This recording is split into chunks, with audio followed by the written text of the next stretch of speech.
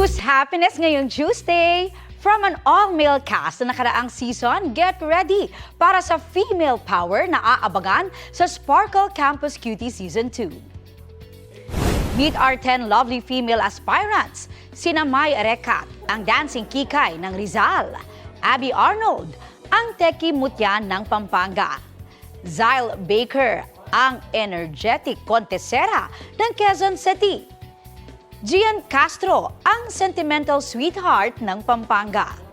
Julia Fresado, ang kwelang beauty queen ng Iligan. Ready to show off na rin sina Frances Lacap, ang go-getter influencer ng New Manila. Isa Prats, ang madaldal na ballerina ng Laguna. Mary Francine Pamintuan, ang astig beauty queen ng Quezon City. At Yuan Preglo, ang tisay majorette ng Davao City. At si Holy Guy Sanusi, ang sporty chinita girl ng Manila. Sila at ang 10 male finalists ang mapapanood sa brand new season ng Campus Cutie. Sasalang sila sa iba't ibang training at workshop sa acting, singing, dancing at public relations. Sino kaya ang susunod sa yapak ni Season 1 Ultimate Campus Heartthrob Mad Ramos? Abangan ang kanilang journey to stardom na mapapanood na soon.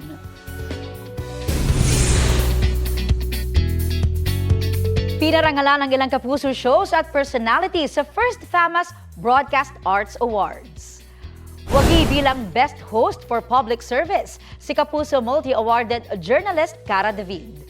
Kinilala rin as Best Documentary ang eyewitness docu ni Cara na Embalsamador de Motor. At Best Public Affairs Talk Show ang kanyang podcast na I Listen. Kinilala naman bilang Best Educational Show ang Born to be Wild.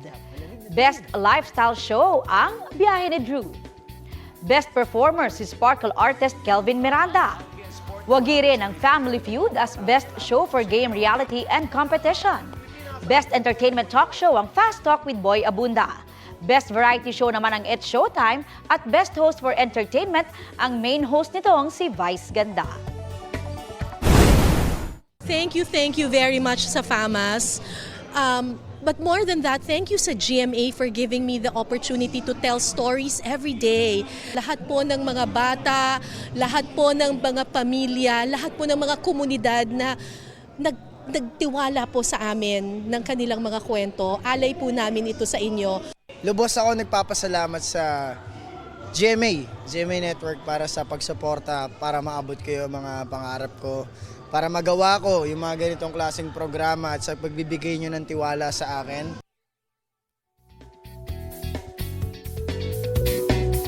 A fun-filled fan meet at post-birthday celebration ang pinagsaluhan ng fans at ni You're My Favorite Song star Clifford.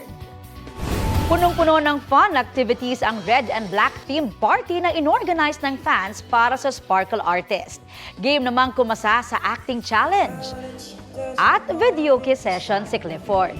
Chika ng aktor, very grateful siya sa mga tagahanga na todo effort para ma-pull off ang event. July 7 ang mismong birthday ni Clifford na ipinagdiwang niya sa set ng serye. Ngayong 20 years old na siya, ano kaya ang nilulook forward ni Clifford? Mas gusto ko lang pong mas galingan pa po sa craft ko. Sa mga future roles na gagampanan ko po, I really want to do my best talaga. Kung sa dati, parang mga young roles lang po. Ngayon, parang mas gusto ko yung mas medyo nag-mature na rin ng konti.